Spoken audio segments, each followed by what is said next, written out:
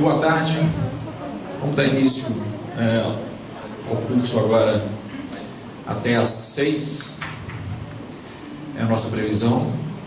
Eu gostaria de pedir para que todos assinassem a lista, tá, de presença, como eu já disse na parte da manhã, para que a gente possa enviar os certificados. Mais um recado.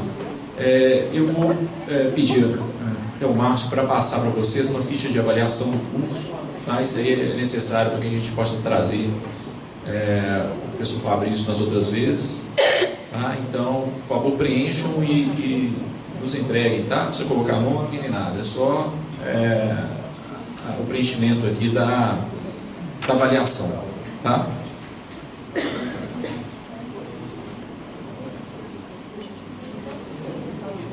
Assim, o material, a gente vai passar, a gente está fazendo, estamos gravando o curso e a gente vai disponibilizar depois o curso pela web, tá? A gente vai colocar pelo YouTube, vou colocar o link, aí vocês depois acessem aí. Eu acho que não tem nenhum material preparado, a não ser a legislação, acho que não tem tanta necessidade, né? Tá ok? E queria agradecer novamente aí aquelas pessoas que trouxeram os donativos, né? Já agradeci já na parte da manhã, agradeço novamente na parte da tarde. A gente tem a AGU Solidária e isso aí a gente vai encaminhar para as instituições, a gente tem vínculo às instituições de caridade, ok? Muito bem, meus amigos, vamos lá, vamos prosseguir. Nós iniciávamos compensação de jornada e estávamos entrando na 12/36. Muito bem. Jornada 12/36.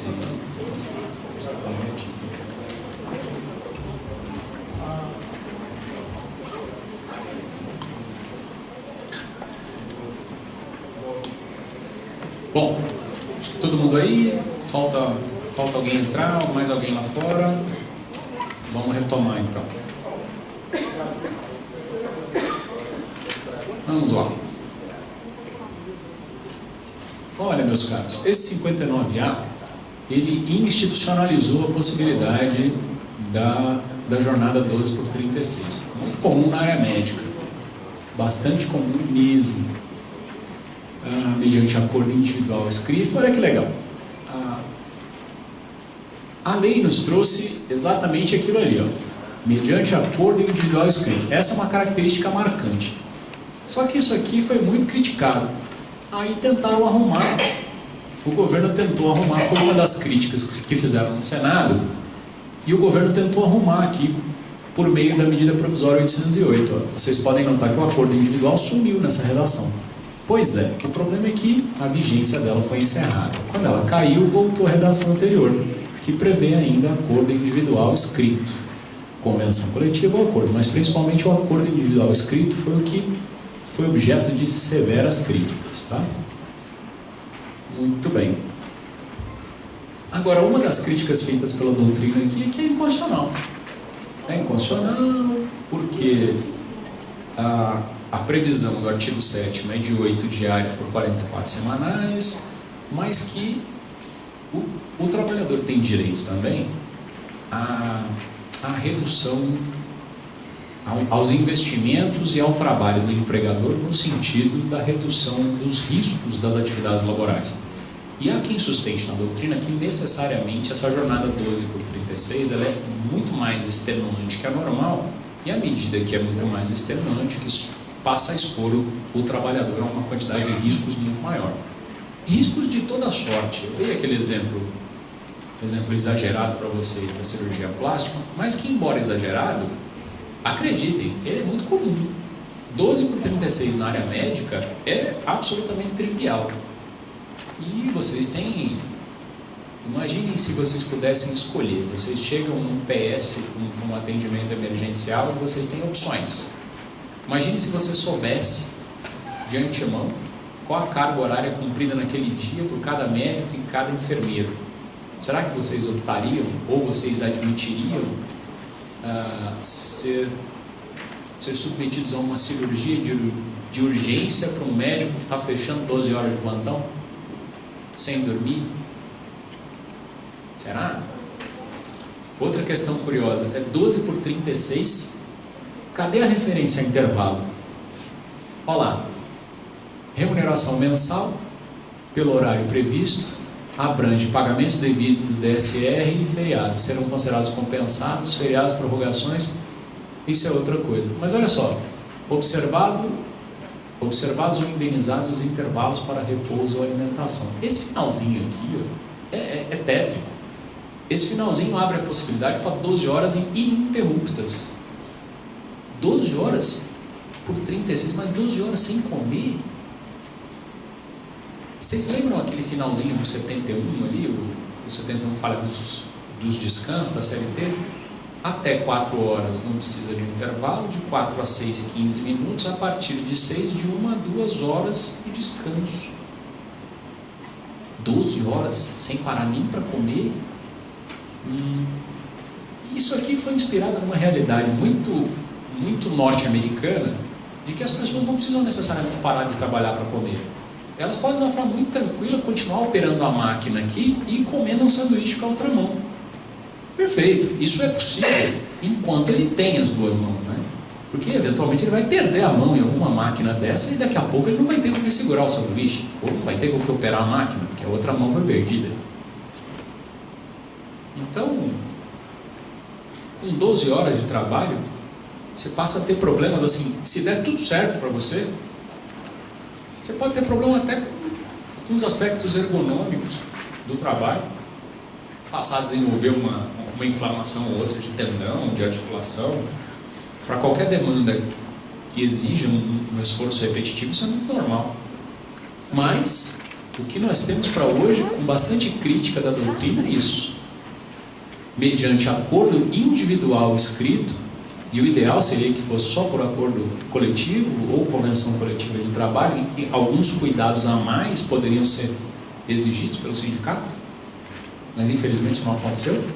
Então vai ficar por acordo individual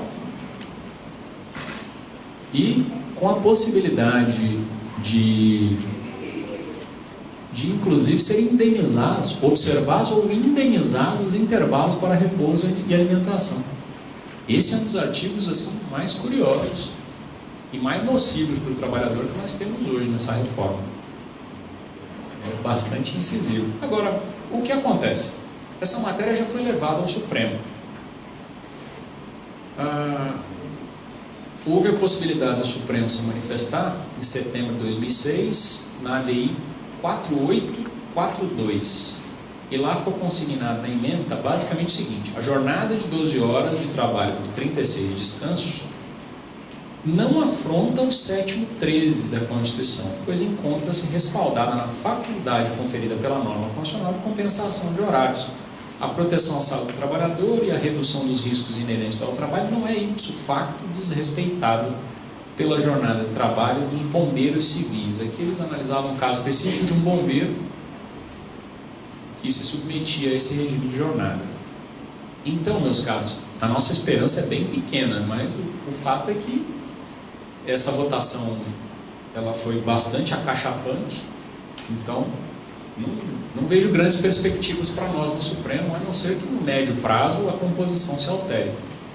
Mas, por enquanto, temos um precedente no sentido da constitucionalidade e o pior, eu construiria a tese exatamente em função da afronta ao 7º 13 e ao 7º 22. Foi exatamente os dispositivos que eles afastaram, dizendo que não afrontam. Então, paciência, né? É o que só nos resta seguir trabalhando a tese, porque pelo menos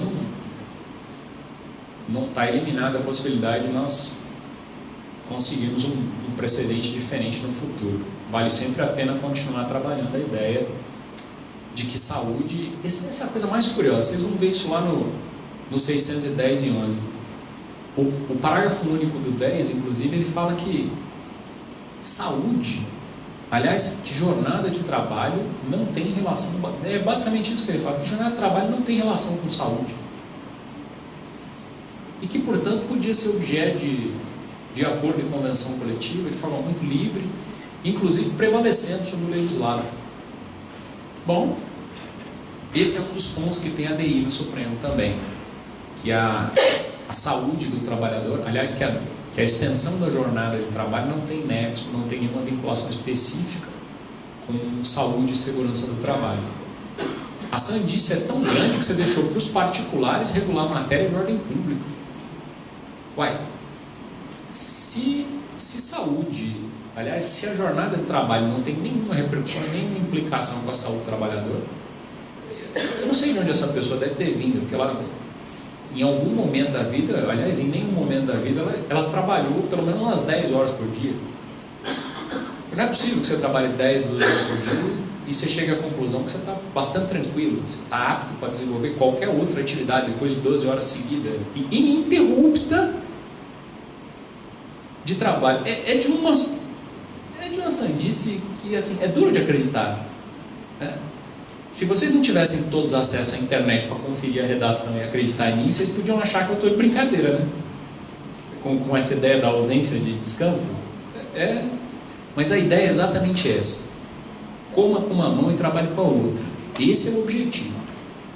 Até que você perca uma das mãos. Aí a gente vai ter que pensar em adaptar alguma outra forma de trabalho.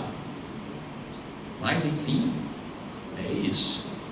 Outra coisa bacana ali, nós reclamávamos, logo que essa questão começou a ficar bastante candente, nós reclamávamos sobre a remuneração do DSR, do descanso semanal remunerado.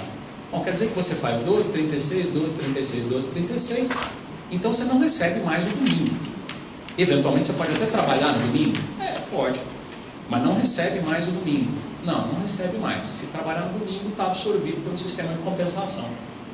Isso já foi objeto de alguma perplexidade. Poxa, que coisa, quer dizer, o domingo, o DSR está na Constituição, é direito do trabalhador, esse está no 7º, está no rol do 7º, ele é matéria de ordem pública e é indisponível. Puxa vida. E as discussões, num primeiro momento, elas focaram no DSR. Pois olha só como são as coisas.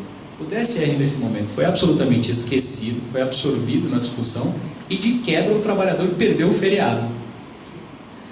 Então, nós estávamos pensando em alguma coisa muito menor. Ele ficou sem o domingo e ainda ficou sem o feriado.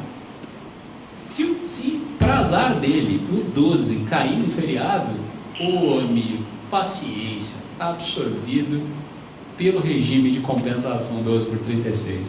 Então trabalhe as suas 12 horas ininterruptas no feriado e não me aborreça, se você quer continuar empregado.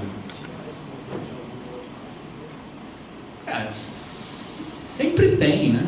Sempre tem alguém praticando algum dumping social em algum lugar. E assim, até hoje, nós fomos vitimados pelo dumping social. A globalização, só para contextualizar a todos, principalmente da década de 90 para cá, nós realmente fomos impactados de uma forma muito significativa pelo fenômeno da globalização. Quando você interliga o mundo todo e todas as bases produtivas acabam se interligando, você viabiliza que as empresas caminhem. E não se iludam, empresas têm pernas, empresas andam, e não andam pouco não, e não achem vocês que anda devagarinho, porque como eu falei para vocês darem uma olhadinha quando vocês saírem daqui, dei uma pesquisada rápida junto ao IPEA e o IBGE na quantidade de empresas que fecharam aqui e abriram no Paraguai. E as federações e as confederações estão montando verdadeiras cartilhas de imigração, ensinando os caras a como se dar bem. E quando chegam no Paraguai, dentre as técnicas que eles têm desenvolvido para mitigar no máximo o custo, até compartilhar galpões eles têm compartilhado. Compartilhem os galpões num sistema gigantesco de coworking. Mas nós estamos habituados a ver coworking de advogado, cada um com uma pastinha, um escritóriozinho. Os caras compartilham grandes segmentos e fazem 2, 3 fábricas dentro do galpão. Tinta, solvente, agrotóxico, e tudo, cada um num pedaço no galpão. Tudo isso era produzido no Brasil e gerava emprego aqui. E gera no Paraguai. Paciência. Quantas empresas dos Estados Unidos acabaram expulsando para os países asiáticos de 90 para cá? Quem aqui consegue comprar um tênis Nike made in USA? Pô, se vocês conseguirem, me contem onde vocês compraram, porque eu quero saber. Eu não consigo comprar. Entendeu? Então, quando eu digo para vocês que as empresas ganham perna, acreditem, elas andam mesmo.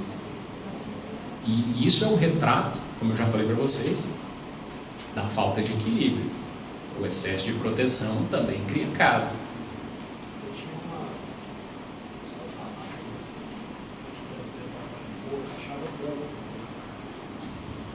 Pois é, a questão não é exatamente que o brasileiro trabalha pouco e que nós não somos produtivos. A questão é que em alguns lugares há uma sobreprodução, há uma verdadeira exploração, se pratica o tal do dumping social. Você trabalhar várias horas por poucos dólares pode ser normal para eles lá. Nós aqui, tudo é uma questão de você definir bem, como disse o Maurício Godinho Delgado, qual é o seu patamar mínimo civilizatório? Aonde você acha que pode se estabelecer de olho sempre no primeiro da Constituição, que fala em redução da desigualdade, pobreza e dignidade da pessoa humana? Partindo dessas premissas, que são premissas que não podem ser afastadas, onde é que nós vamos fixar a barra do nosso patamar mínimo civilizatório? Se em função da globalização nós temos que competir com a Índia e com todos os países asiáticos, o que nós vamos fazer aqui? Vamos criar um nicho de riqueza e o resto do país todo vivendo na miséria? Então nós vamos eternizar isso. Pô, que bacana, tremendo projeto esse de país, vai ser horroroso. Mas enfim, é isso. De todo modo, eles perderam DSR e feriado nessa jornada 12 por 36. Tá bom? Não, bom não tá. Bom, realmente não tá bom.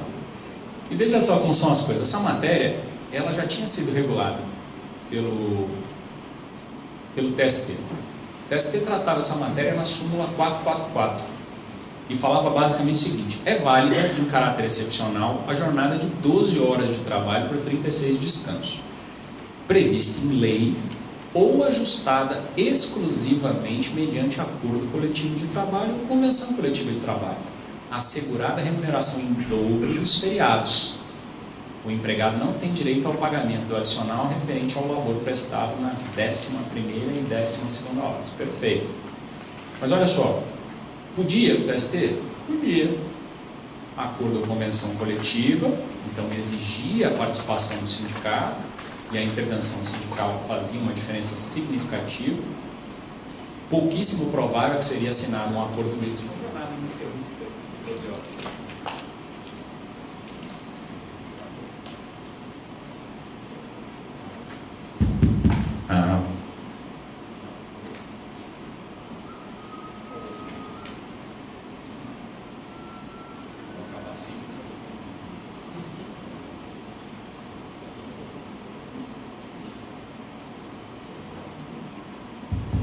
Opa, deu certo.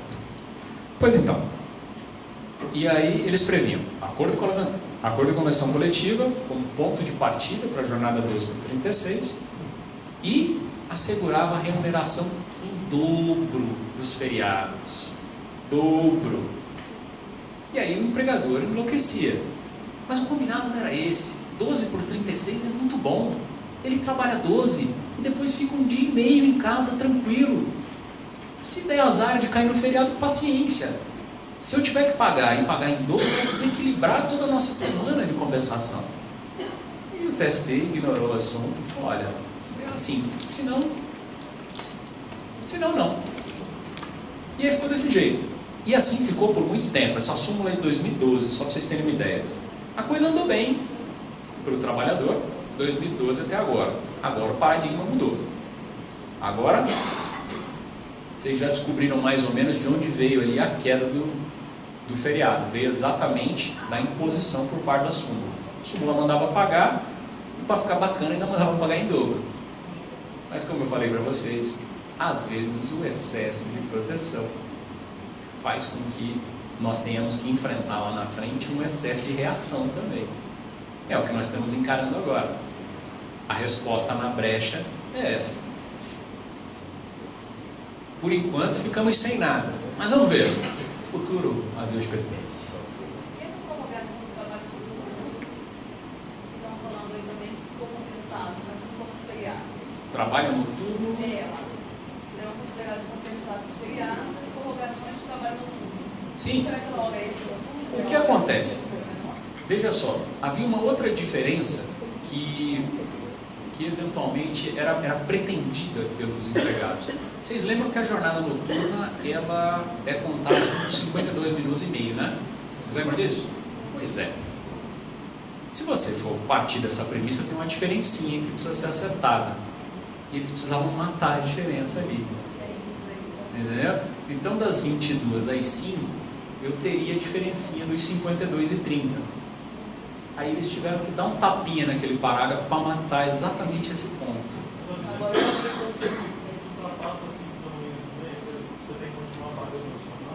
então, isso que você está falando é uma outra coisa. As prorrogações da jornada noturna, elas seguem com o adicional noturno. Então, quer dizer, ainda que você tenha esgotado toda a sua jornada noturna e para além das 5, se você fez ela inteira à noite, quando você termina as 5, você segue recebendo. Mas aqui, cortado. Aqui você ficou sem mesmo. Você não vai receber nem durante, nem na prorrogação, nem nada. Então, é algo bastante significativo. Quando eu falo para vocês que houve uma mudança significativa a ponto de alguns doutrinadores sustentarem que nós estamos diante de um novo direito do trabalho, com novos paradigmas, olha, acreditem, não há exagero. E nós estamos diante de um paradigma tão estranho que eu tenho que convencer as pessoas que jornada tem relação com saúde. Quando chega nessa linha, amigo, eu estou começando a acreditar que é outro direito do trabalho. Mas não existe nenhuma instância que pode barrar isso, por exemplo, pensando assim, sei lá, o AB, o Então, Ministério Público. Olha, ontem eu fiquei sabendo que a CUT fez uma representação na OIT contra o Brasil, justamente em função dessa reforma trabalhista. Apontou vários pontos, mas a matéria mais incisiva era exatamente o negociado sobre o legislado. Não era exatamente esse ponto. Como eu falei para vocês, aquele é o grande problema. Esse aqui é um problema, mas é um problema bastante periférico perto daquele. Então, aquele ali gerou a reclamação e a OIT decidiu ontem, ela encampou a reclamação, essa representação, e hoje essa mazela do negociado sobre o legislado no Brasil está rolada entre as 24 questões de precarização do trabalho mais relevantes sobre a apreciação da OIT hoje. Então, está sob análise, o Brasil está exposto ali na frente de alguns problemas, até porque ele aderiu espontaneamente ao Tratado de Versalhes e depois à própria OIT. Né? É porque o negociado permanecer sobre o legislado sem o sindicato na mesa de negociação? Não, pois é, não é exatamente sem o negociado na mesa, mas eu entendo o que você fala, eu acho que eu entendi o que você falou, é com um sindicato muito fraco, a ponto de ele não estar efetivamente atuando de uma forma representativa na mesa. Dessa forma eu compreendo. Não foi dispensado o sindicato, mas você vai negociar com um sindicato bastante fragilizado. Pois é, se os grandes estão sentindo bastante a falta da contribuição sindical, os pequenos tendem a fechar. Eu sou capaz de apostar com você que muitos deles não vão conseguir nem pagar o aluguel.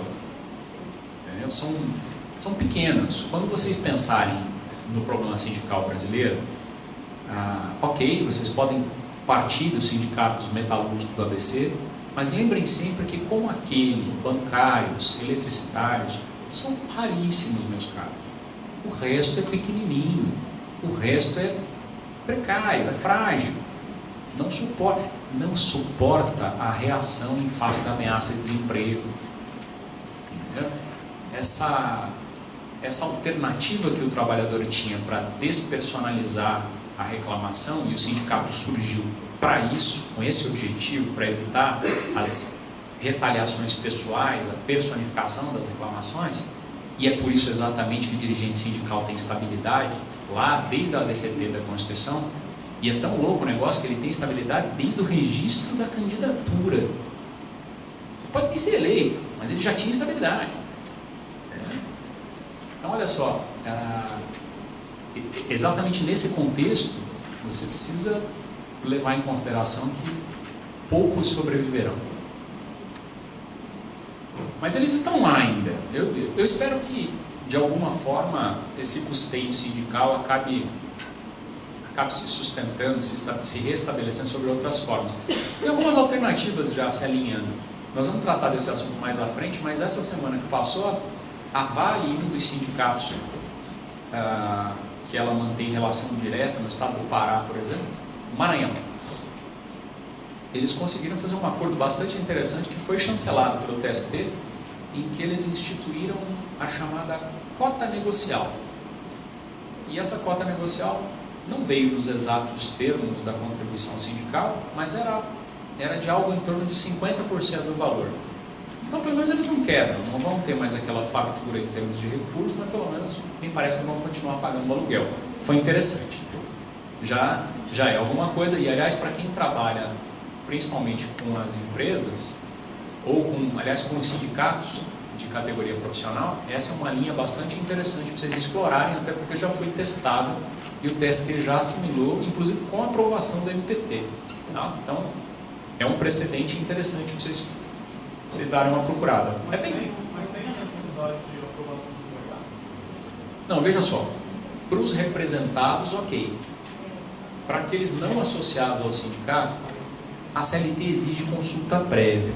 Eles deram uma forçada na barra na lei, nesse acordo, eu dei uma olhadinha na minuta. Eles iniciaram o desconto com o referendo e estabeleceram a consulta. Quem eventualmente respondesse dizendo que não queria, eles cessavam o desconto. Mas desde logo iam descontando. Não é exatamente o que está no texto da CLT. Nós vamos chegar lá daqui a pouquinho. A CLT está exigindo uma manifestação prévia de autorização para que o desconto seja implementado. Mas, como o MPT concordou, quem é que vai ajuizar a ação anulatória? Conta para mim. Cota negocial. Se vocês colocarem no Google, vocês vão achar isso rapidinho. Põe acordo, contribuição sindical, Vale, TST. Já vai abrir, é um dos primeiros links, tá? Muito bem. Então já vimos mais essa bondade aqui. Vamos para a próxima bondade.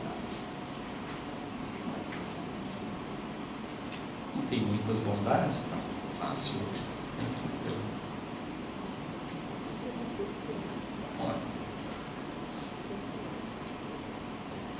Bom, legalidades. Nós temos aqui.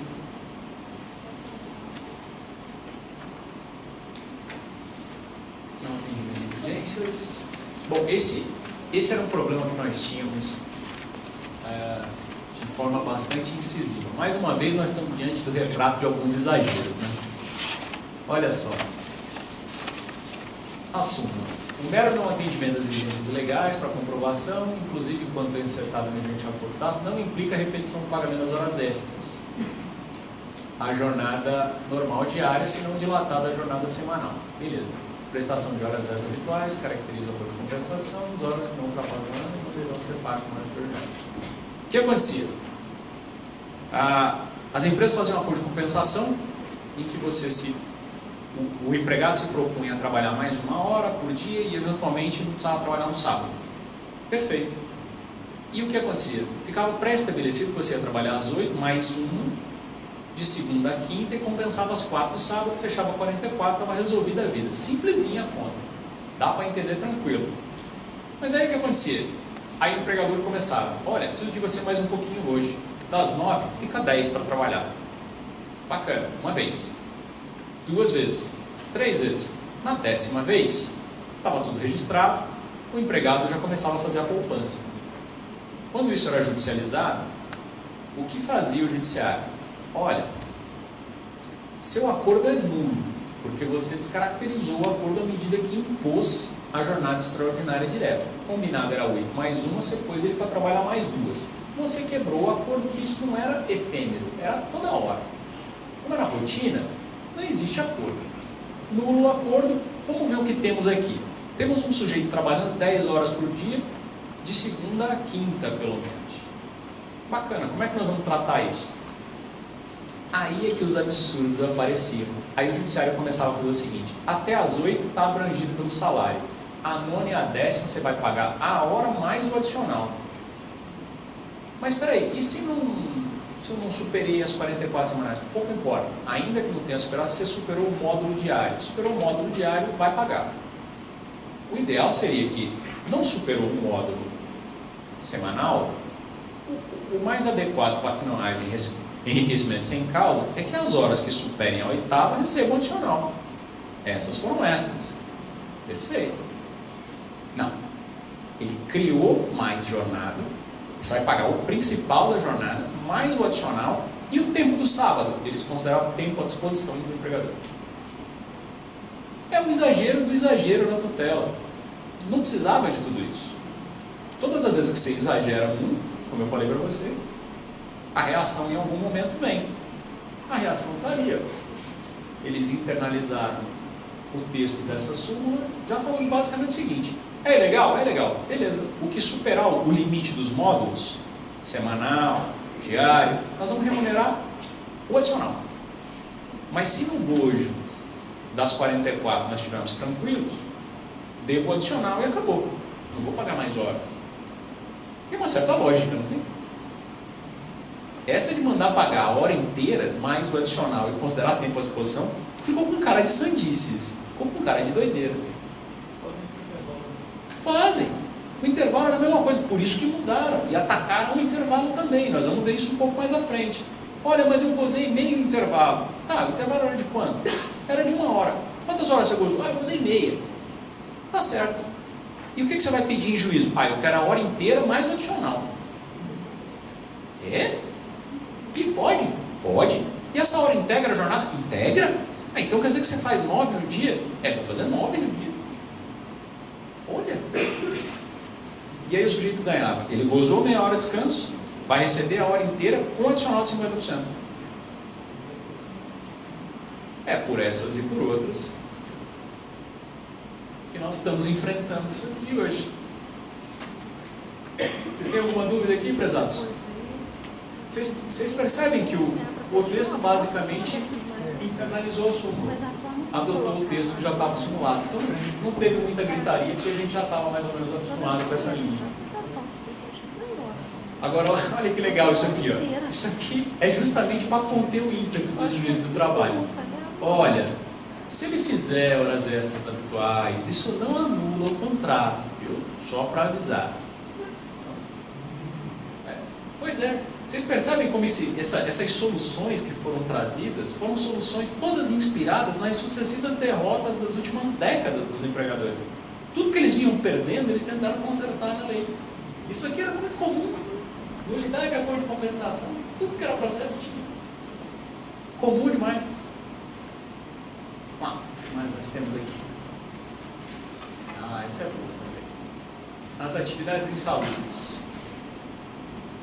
Quaisquer prorrogações só poderão ser acordadas mediante licença prévia das autoridades competentes em matéria de higiene do trabalho. Maravilha! Muito bom isso aqui. Antes de prorrogar, em jornada, em locais insalubres, alguém da área técnica vai ter que se manifestar. Perfeito! Exceto quem trabalha na 12/36, porque afinal não é gente, né? Quem trabalha 12 horas sem comer, pô, não é gente, o sujeito é de outro planeta. 12 horas seguidas. E o mais curioso é que, como eu falei para vocês, essa jornada de 12/36 é muito comum na área da saúde. Então você tem médico e enfermeiro trabalhando nessas jornadas. Vocês conhecem algum médico e enfermeiro que tem uma jornada só, trabalha às 12 e vai dormir às 36? Eu ainda não... No próprio hospital, se o sujeito vai render ele chegar, ele fala para o paciente, ó, o médico tem que dormir. Médico, enfermeiro, fisioterapeuta de hospital, eu também vejo fazendo essa jornada. Muito comum. E aí? Como é que fica? Fica assim, né? Com essa carinha. Como assim? Todo mundo fica... Tem assim, o cuidado, para todos os trabalhadores, há que haver o cuidado de um estudo prévio para que se avalie o impacto Primeiro do labor em jornada, em local insalubre. Depois da extensão do labor normal nesse local insalubre. Maravilha! Imagine só que legal. Você trabalha num local com muito ruído. O ruído foi admitido para a jornada de hoje.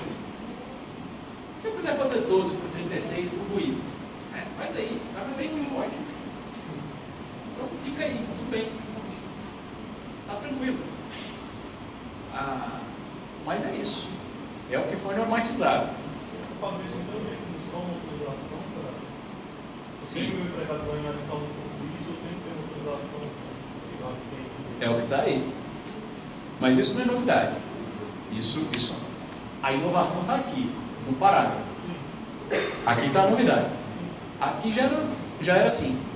Normalmente, essas prorrogações de trabalho insalubre, elas precisam de uma autorização prévia. Agora, o que acontece? Nós temos dois direitos do trabalho, né? Tem um das empresas com um pouco mais de capacidade econômica, estrutura, e outro para as micro e pequenas. Essas vivem sendo autuadas e descumprem aqui, descumprem ali, e o manual da padaria nem sempre ele consegue seguir o manual direitinho. Às vezes o manual e o manual não se conversam bem. Mas é isso. Uma pena isso aqui, viu? Essa foi inexplicável. Bom.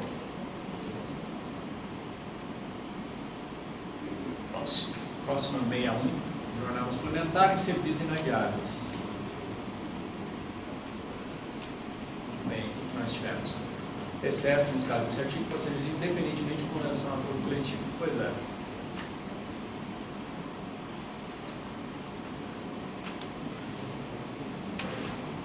Essa exigência não havia antes. Havia essa necessidade de comunicação. Eles fizeram uma correção aqui, ó. O acordo de coleção e convenção coletiva, eles correspondem a uma atualização desse conceito aqui que eu já falei para vocês de contrato coletivo. Tá?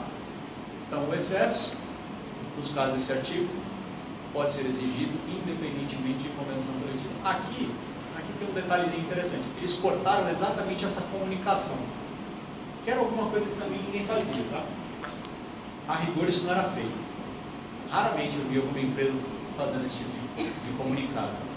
Eles já tiraram e já dispensaram, inclusive, o acordo e convenção coletiva para essas excepcionalidades, né? Para essas necessidades imperiosas. O que mais? 25%. Os demais caras, para desenvolver a remuneração. Aqui, olha, eu deixei em vermelho, só para vocês verem a curiosidade dessa reforma.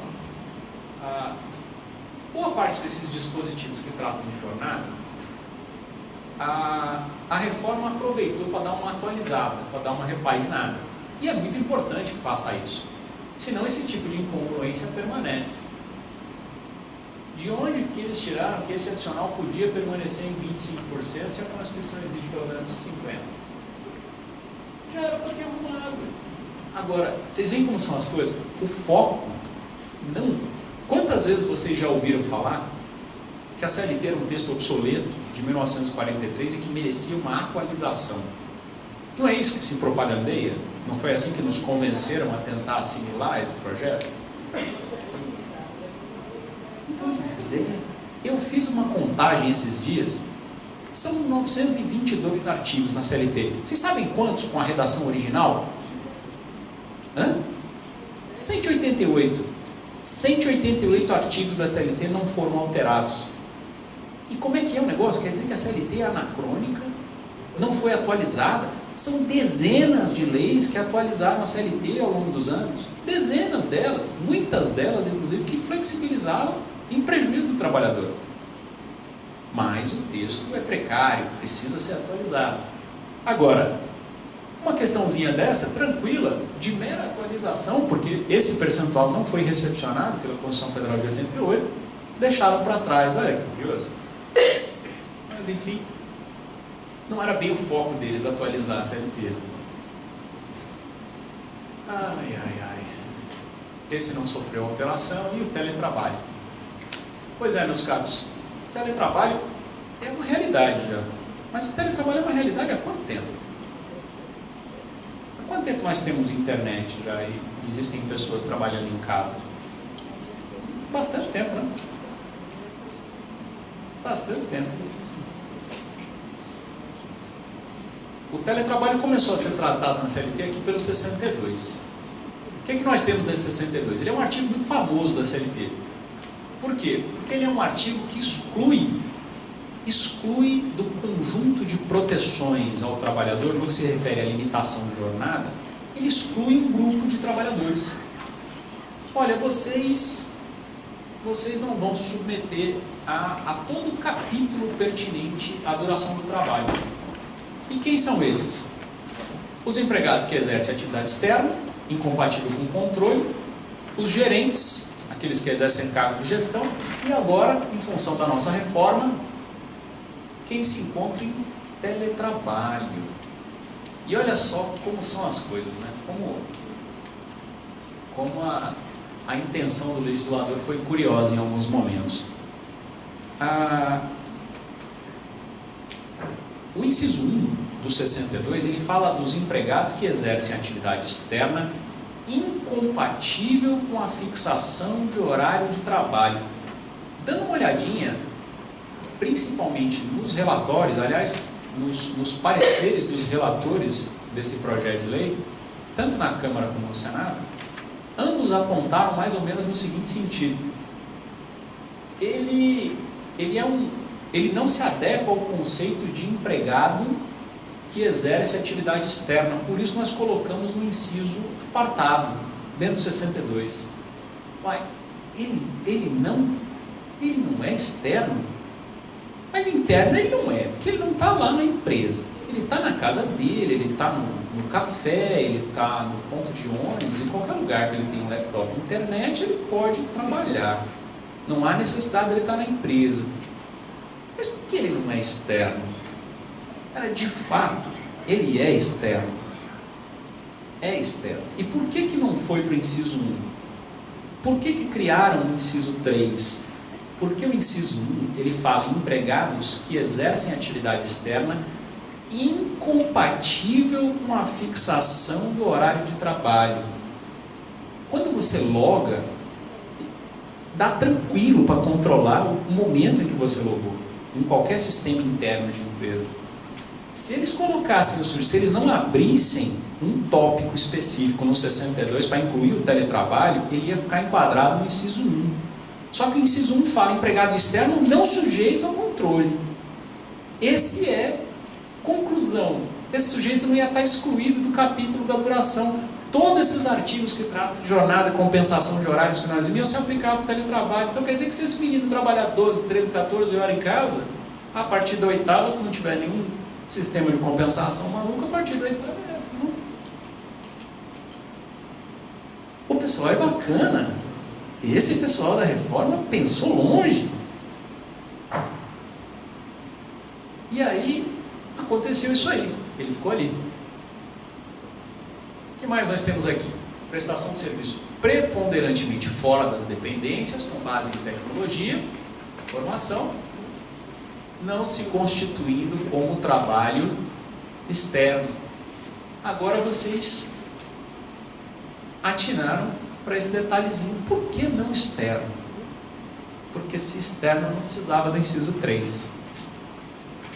Muito bem. O que nós temos mais? Precisamos constar essa característica do teletrabalho expressamente no contrato. Pode fazer alteração hoje. Quem está trabalhando de forma presencial pode ser convertido. Requisitos: mútuo acordo e um aditivo. Agora, esse parágrafo segundo ficou confuso. Quem está no presencial pode ser convertido para o ativo. Mútuo acordo e aditivo. Muito bem. Quem está no teletrabalho fica sujeito ao alvedrio do empregador. Só volta para o presencial por determinação do empregador. Muito bem. Está sujeito ao poder diretivo do empregador. Perfeito. Só não dá para entender esse final. Ele está sujeito por determinação do empregador. Isso é uma ordem. Garantido prazo de transição mínimo de 15 dias, com correspondente registro em aditivo contratual. Prezados, aditivo é bilateral. Porque contrato é bilateral. Deixa eu ver se eu entendi. Eu vou fazer um aditivo num contrato de forma unilateral, é isso? Tipo, eu escrevo o que eu quiser, aí eu assino, grampeio e tamo junto. É aditivo. Hã? Pois é. Agora, ou nós vamos implementar isso por meio de um aditivo contratual, ou vai ser feito por determinação. Aqui nós temos um problema. Ele também não entendeu bem. Está pensando aqui, junto comigo. Porque realmente me pareceu um tipo de desvio de redação aqui. Mas vamos lá. Esse é bom, hein? Vocês lembram dos requisitos do contrato de trabalho? Nós tínhamos lá subordinação, onerosidade, continuidade, não habitualidade. A exclusividade nunca foi. Mas nós tínhamos também um detalhezinho chamado de alteridade. A alteridade era basicamente a assunção dos riscos da atividade econômica pelo empregador. Pois é, a assunção dos riscos implica a assunção dos custos também. E aqui nós tivemos uma novidade. A responsabilidade pela aquisição, manutenção e fornecimento, nós vamos ver mais tarde. Nós vamos conversar. Serão previstas em contrato escrito. Agora, mais uma vez, já tendendo a uma proteção excessiva, né? Mas é algo que a gente vai ponderar sempre. Será que efetivamente há uma livre manifestação de vontade no empregado que concorda, por exemplo, com assumir todas as despesas pertinentes ao teletrabalho? Olha, empregadora, você vai me mandar para o teletrabalho, mas você não vai me mandar embora, né? Então beleza, eu pago a internet, compro o computador, a mesa, a cadeira, eu estou tranquilão. E a energia também é minha. Me parece que esse requisito essencial do contrato de trabalho, que é a alteridade, parece que esse também nós eliminamos. Por isso que alguns doutrinadores têm dito que realmente nós estamos diante de um novo direito do trabalho. É completamente diferente do que nós aprendemos. Olha, pense só, nem a norma mais favorável nós aplicamos hoje. A alteridade é o de menos, né? A gente até... Olha, esse nível de abordagem aqui está transformando o empregado quase num sócio do empregador. Está faltando pouca coisa. Você vai me pagar pouco e ainda quer que eu fique com uma parte da despesa? É uma vida fácil para todo mundo. Tá bacana ser empregado hoje. O que mais nós temos? Caso eventualmente, e aqui me parece que acertaram. Dos pontos interessantes disso aqui.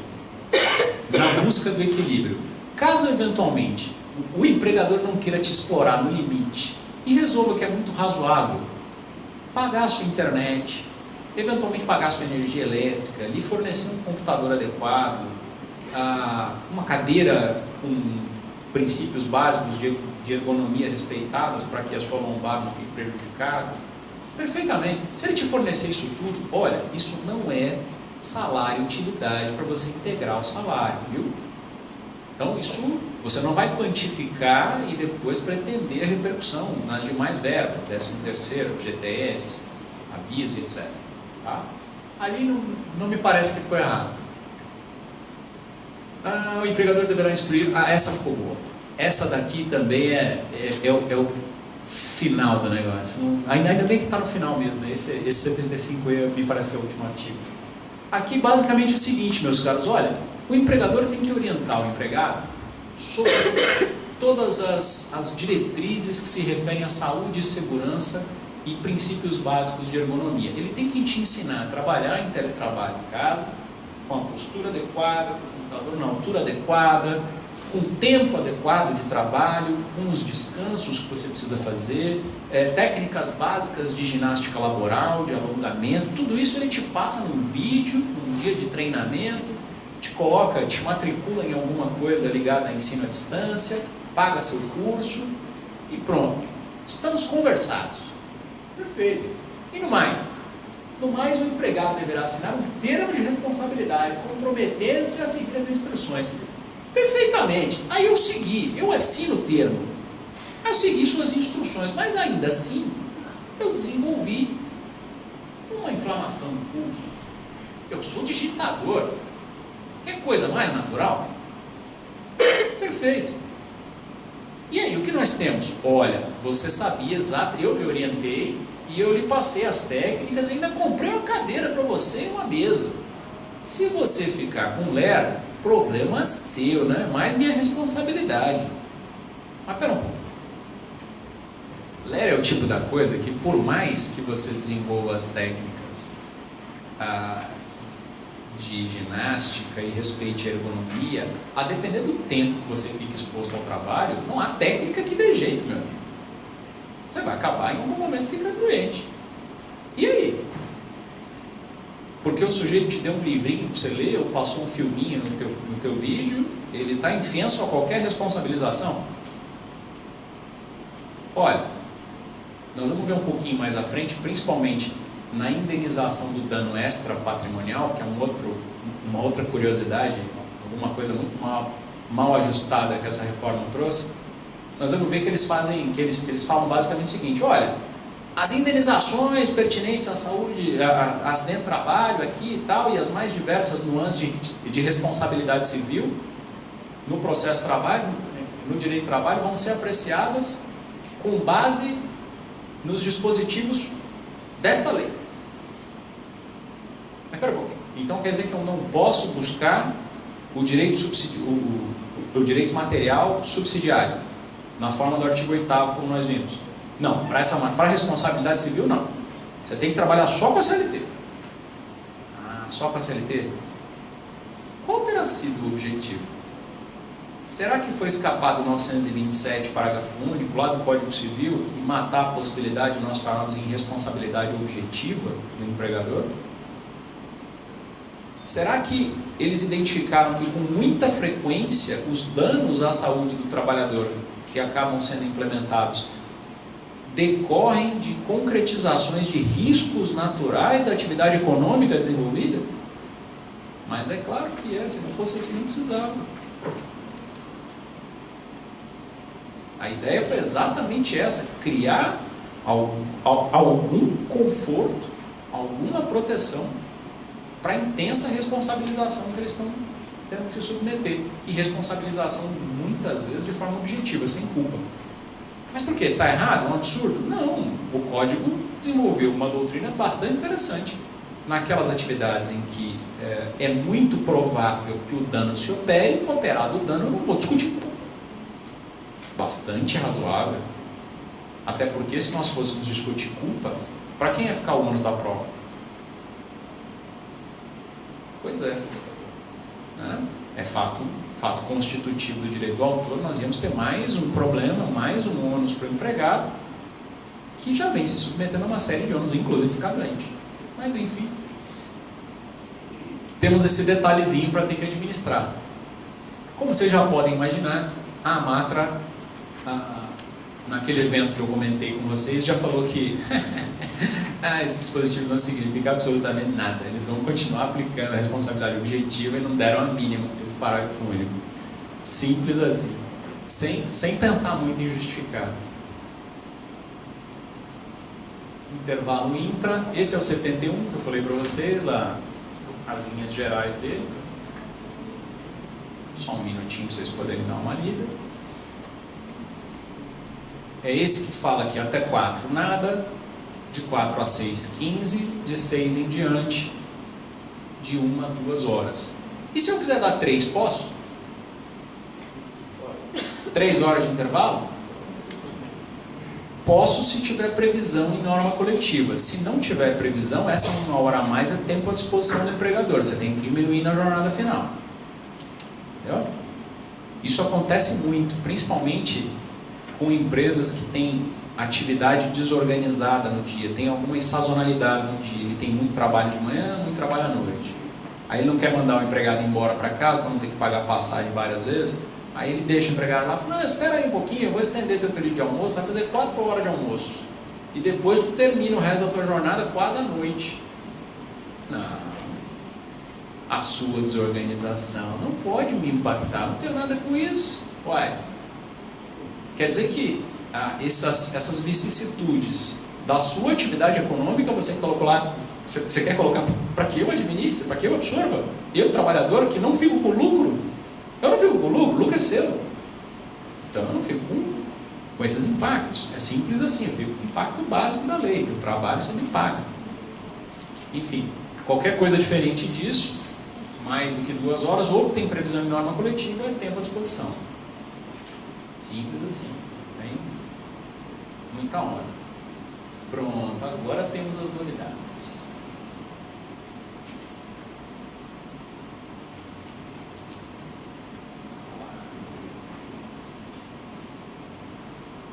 Por que será que isso aconteceu, né, meus caros? Olha,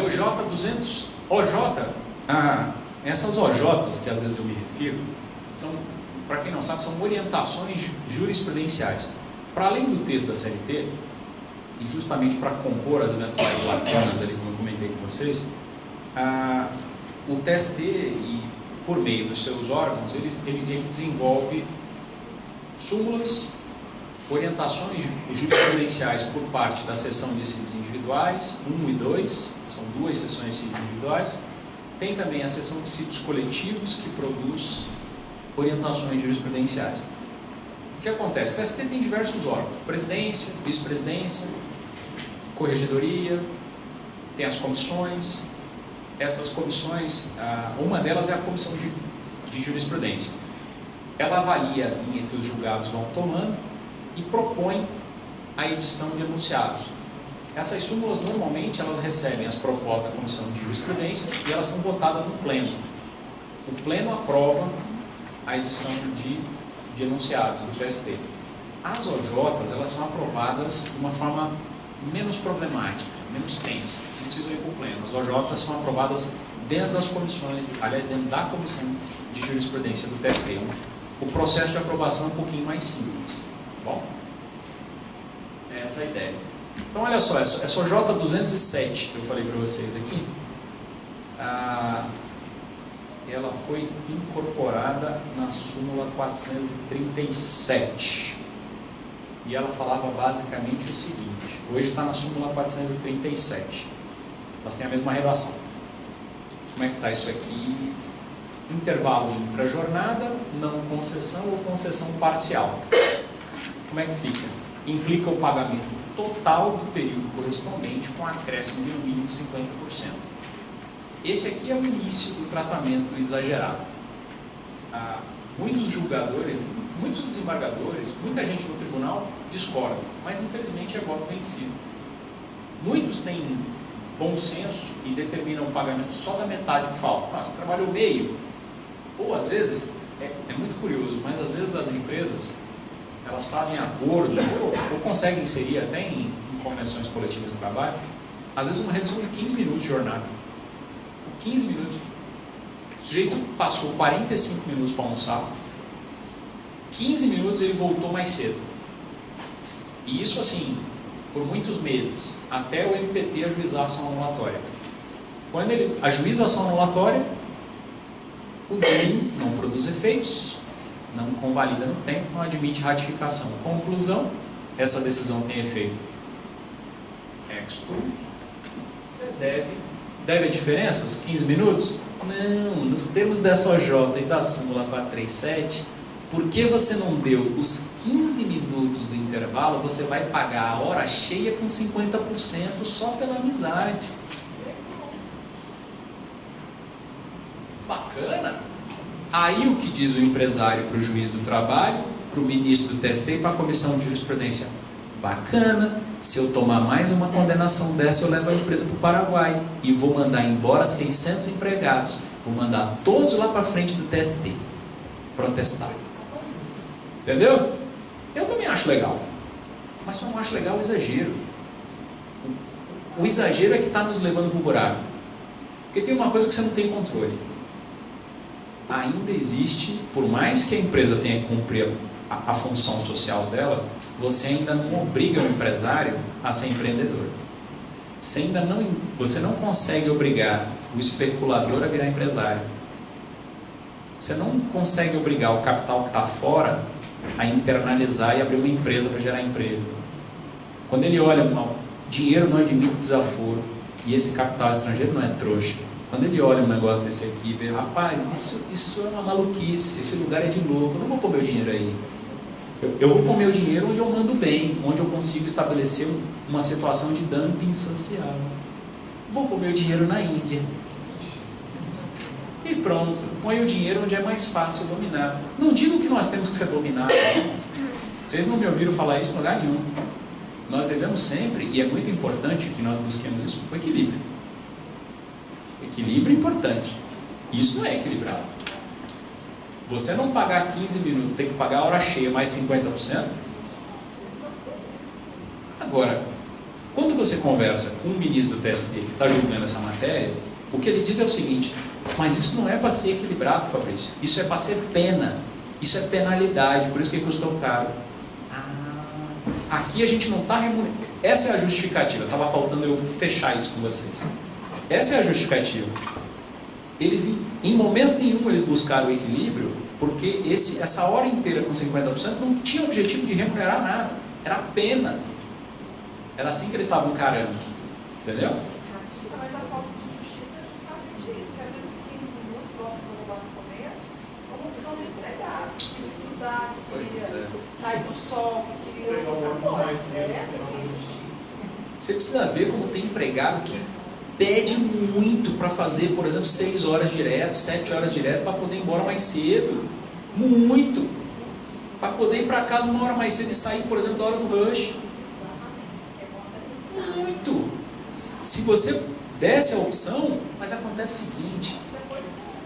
Pois é, agora, a nossa legislação, historicamente, hoje ainda assim, mas depois dessa reforma um pouco menos, ela parte da premissa sempre que o empregado não é capaz de decidir as próprias coisas, os próprios interesses. Ele é sempre um hipossuficiente, inclusive mental. Entendeu? E a coisa ficou estranha depois dessa reforma, porque vocês vão ver mais adiante que para quem ganha mais e quem tem diploma universitário, eles abriram a possibilidade de uma ampla autonomia na discussão do contrato. O sujeito tem mais liberdade para decidir as coisas se ele ganha mais e se ele estudou mais. Está na lei isso.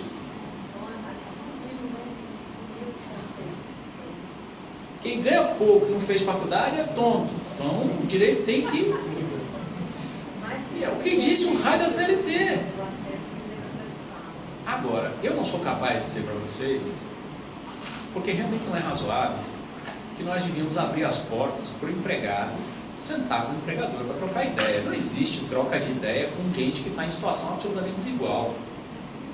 Eu achei estranho foi liberarem a autonomia plena, negocial, para quem ganha 11 mil. É 2 limites de salário de contribuição. O cara que ganha 11 mil, se ele tomar uma ameaça de ir para a rua do empregador, ele chora. Ele chora louco, porque a família dele inteira já compôs todas as despesas em função dos 11 mil dele. E brasileiro é assim, a gente monta a corrida de rato. Nós montamos a nossa despesa em função da nossa receita. Nós não temos nem cultura de poupança. Uai, estou mentindo? Nós não temos. E numa situação dessa, trataram como, nas palavras da doutrina, como hipersuficiente o cara que ganha 11 pila. Ameaça ele de dispensa, você vai ver ele chorar, o hipersuficiente. Bobagem. Essa, bom, ninguém faz pi, né? Vocês não colaboram. Não, eu demoro muito aqui, porque eu quero xingar todo mundo, e não pode, tem que ir devagar, tem que correr com o negócio. Na OJ que você viu, falava na crescente. Esquece a OJ, que ela foi cancelada, aquela lá, e foi convertida na súmula 437, viu? Só para constar. Ela falava em acréscimo mínimo de 50%. Mínimo por quê? Aí eu já fui condenado porque a minha convenção coletiva falava que o professor honorarista era de 100%. Acabou, por isso que é Ali só mínimo. fala 50, então é 50. Que ótimo. Diferente da minha convenção. Que ótimo. Que ótimo. Lembra só o seguinte, negociado sobre o legislado, amigão. CLT não vale mais nada. Sim, mas a minha convenção fala 100% para honorarista e na condenação é 50%. Boa sorte com o juiz. Boa sorte. Você vai sustentar isso na sua contestação. Eu, como advogado reclamante, vou falar assim, mas especificamente para esse caso, a hora extra é de 100%.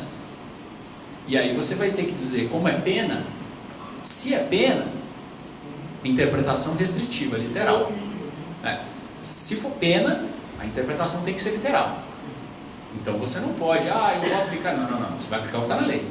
Agora, a convenção coletiva ou o acordo coletivo alterou aquele percentual. Aí você dançou.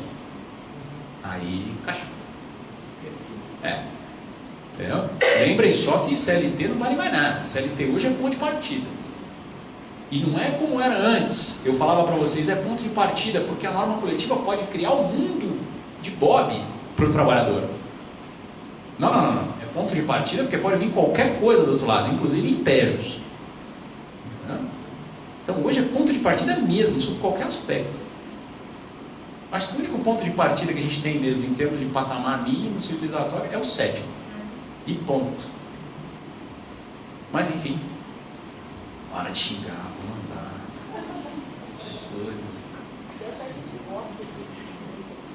Da redução do intervalo não. Pode não, tem que passar aqui, tem que passar os dados. Olha, uma das poucas coisas interessantes aqui para o trabalhador. Intervalo expresso pode ser reduzido ou fracionado. Vocês viram ali? Reduzido ou fracionado. Aí criaram uma historinha aqui, ó. Término da primeira hora, entre o término da primeira e segunda. Isso aqui tem a ver... já está aqui embaixo, já está selecionado. Essa concentração, só para vocês terem uma ideia, lembra desses empregados que eu falei para vocês, que acabam ficando com os intervalos meio bagunçados em função das atividades da empresa? Isso acontece muito com cobrador de ônibus e motorista de ônibus. Porque ele pega numa determinada hora e tem que largar lá na frente. E aí você me pergunta, mas e o intervalo intra-jornada do sujeito? Sim, quantas vezes você estava andando de ônibus e o motorista encostou e falou, dá um tempo aí. Mas que isso? Vou almoçar.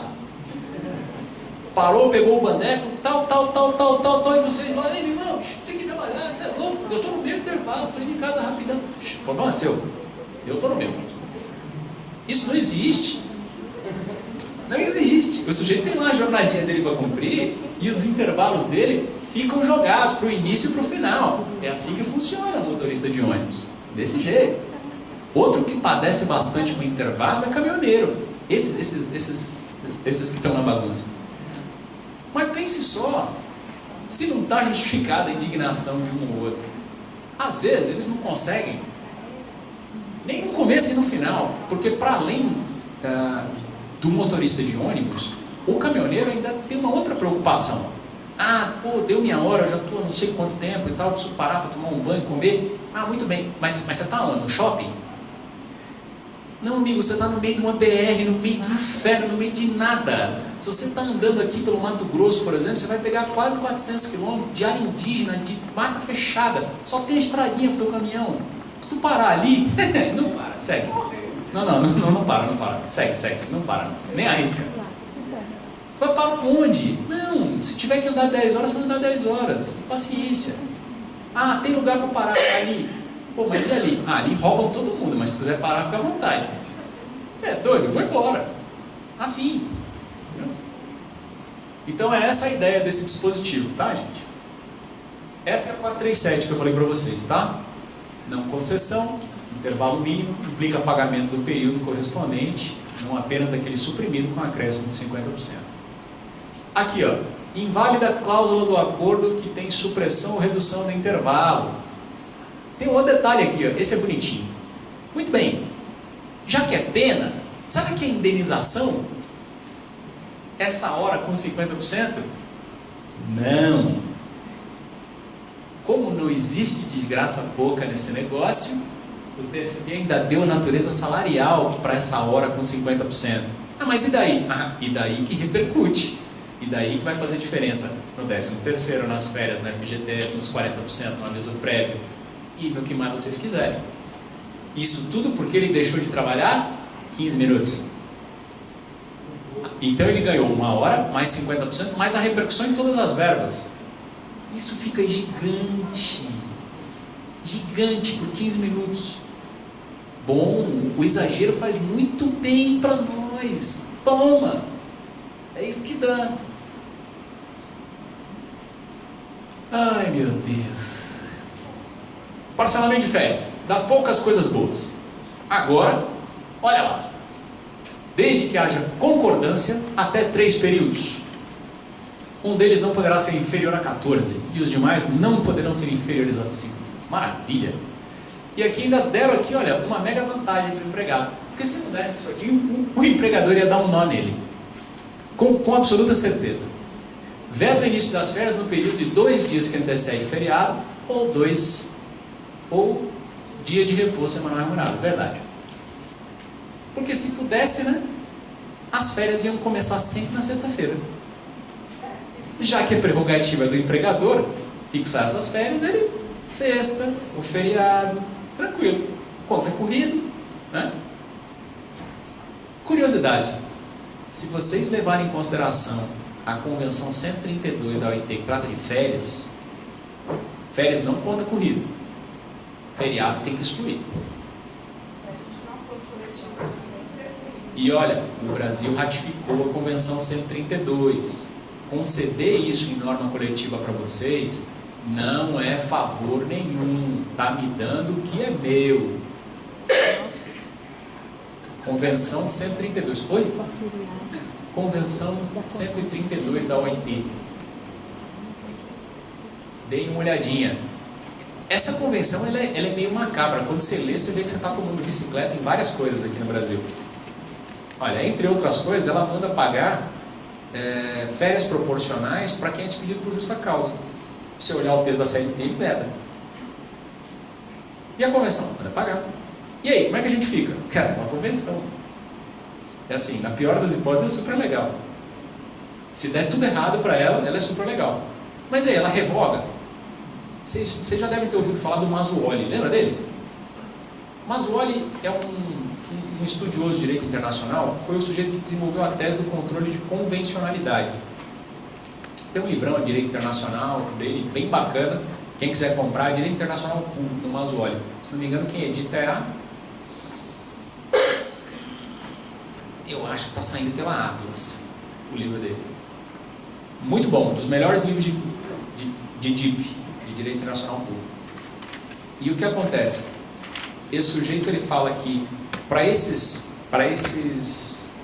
normas internacionais que não foram ratificadas e aprovadas com quórum qualificado, tanto na linha do parágrafo 4º e 5º da Constituição, ele fala que esse status de supralegalidade, ele não revoga, mas ele se sobrepõe.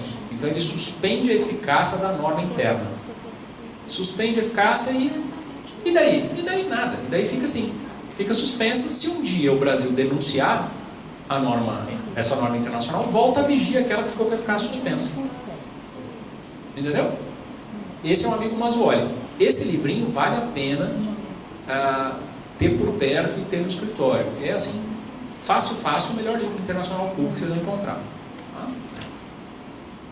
Hoje ele é professor, ele é do Sul, hoje ele passou no concurso, ele é titular da Federal do Mato Grosso, da aula de internacional lá. Opa, esse é joia! Aqui é só que esse é um dos pontos mais... Essa reforma, ela é uma avalanche temática. Dá para você tratar de muita coisa aqui dentro. É extraordinário.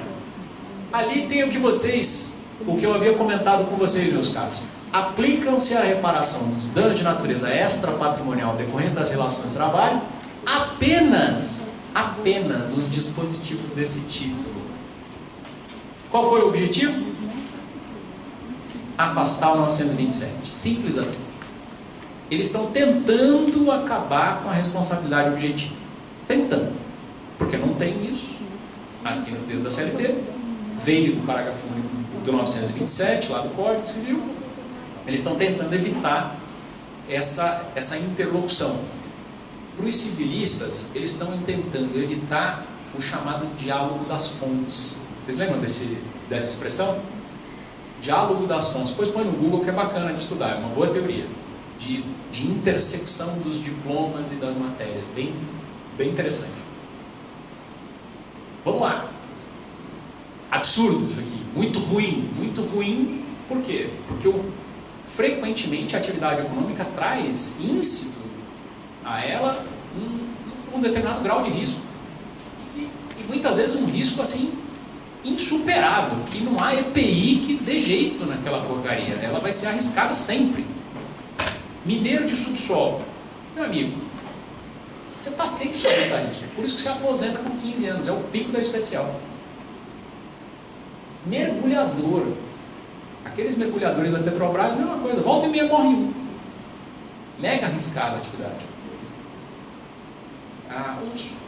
Os próprios eletricitários, num grau menor, mas bastante arriscado a função desempenhada. Agora, você vai me falar que tomar um choque faz parte da rotina, é algo previsível para alguém que faz manutenção na rede elétrica de potência? O cara mexe com isso o dia inteiro. O cara só faz manutenção em poste, ele não serve café no escritório da energia. Faz parte da atividade. E aí, se de repente acontece alguma coisa, a gente vai ter que discutir culpa ainda. Eu vou ter que abrir instrução para discutir culpa. Não é isso que está acontecendo hoje, até hoje, antes da reforma. Os regionais estavam aplicando largamente a responsabilidade objetiva. Larga, era só uma questão do dano que se aperfeiçoou ter nexo com a atividade econômica desenvolvida. Se você linkasse os dois, a chance de encaixarem no objetivo de você era muito grande. Hoje, a Ana Matra vai insistir no assunto, né? Porque eles são insistentes, mas eles vão ter um bom obstáculo para afastar aquilo. Causar dano, ação ou omissão na esfera moral. Aliás, dano extra patrimonial, curiosidade, por que não dano moral, né? Por que dano extra patrimonial? Porque moral não é algo típico da pessoa jurídica. E eles quiseram encaixar aqui a responsabilização do empregado por danos causados à pessoa jurídica. Mas o STJ tem súmula? Sim, tem súmula reconhecendo a indenizabilidade do dano. Mas não quis dizer que existe moral numa ficção jurídica que é a pessoa jurídica. A pessoa jurídica não tem moral, ela tem outros atributos que precisam, claro, ser tutelados. A honra, a imagem, aliás, a imagem principalmente. Aliás, olha aqui, ó. A imagem, a marca, o nome, o segredo empresarial, o sigilo, tudo isso merece tutela da empresa. Por isso que a nomenclatura utilizada foi o dano extra patrimonial. E aqui, meus caros, olha que interessante. Honra, imagem, intimidade, liberdade, autoestima, sexualidade, saúde, lazer e integridade são os bens juridicamente tutelados inerentes à pessoa física. Muito bem. Qualquer outro fora desse aqui, então, está fora da indenização. Tem que interpretar de forma estrita e só existe indenizabilidade se o dano estiver relacionado com algum daqueles itens. De jeito nenhum. Evidente que o rol é exemplificativo. Nem de longe é taxativo. Você vai indenizar qualquer dano que você causar ao empregado. Esquece. Qualquer um. O que mais nós temos aqui? Imagem, marca, nome, segredo. São bens juridicamente tutelados. Aqui nós temos alguns problemas. Nós tínhamos uma dificuldade muito grande de conseguir emplacar pedidos de indenização da empresa em face do empregado, principalmente nas reconvenções que eventualmente eram propostas na justiça. O cara ajuizava uma ação pedindo qualquer coisa, a empresa do outro lado já encaixava a reconvenção, tratando de algum ato correlacionado e já pedindo uma fábula em função de alguma coisa errada que o empregado fez na empresa. E claro que se tiver assim, do ponto de vista fático, uma abertura muito grande de tempo, se deixou passar muito tempo, dá para falar em perdão tácito, paciência. Mas perdão tácito só te resolve a questão da penalização de uma eventual justa causa. O perdão tácito não inviabilizaria, por exemplo, o ressarcimento numa reconvenção. Entenderam?